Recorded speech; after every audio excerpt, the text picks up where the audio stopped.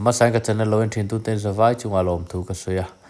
Lalrosanga video kan en khate me tun tum chu RS champhai lama kalna video then khatte kan lo en hawanga RS chekla te po ka subscriber tam takin nen chakin ka ringa kan en khate maya tu tum chu RS chetlat na video te hi en hawle rim angani hi chapchar ku ta che tha em boxi a chu an kheng to a hey kan in petrol ni alum tuk ma sai ko ron potchan don ni la ha ro ko khap te ba adu tan tai na gp char thei ani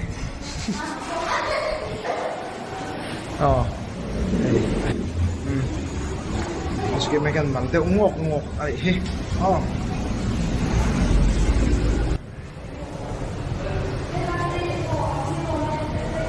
so ke ma ni ka subscriber tam takhi RS fans te ania chu wang na RS video te ka ron chhop chu ka ni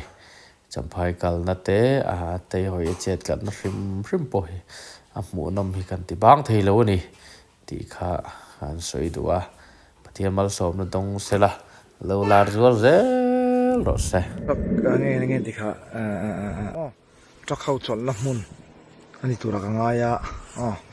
lai hianin hei ko ma mun veli amoy khop be mun veli moy lu tuk ringot angai nam lo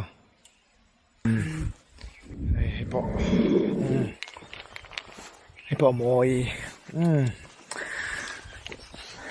moy ka su trak maya zale som te kan hol veli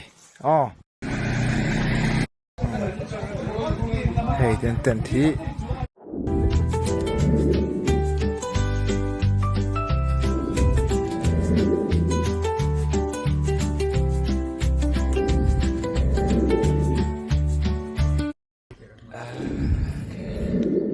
anuam khop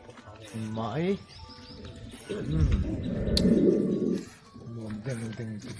ding hoi chao la khi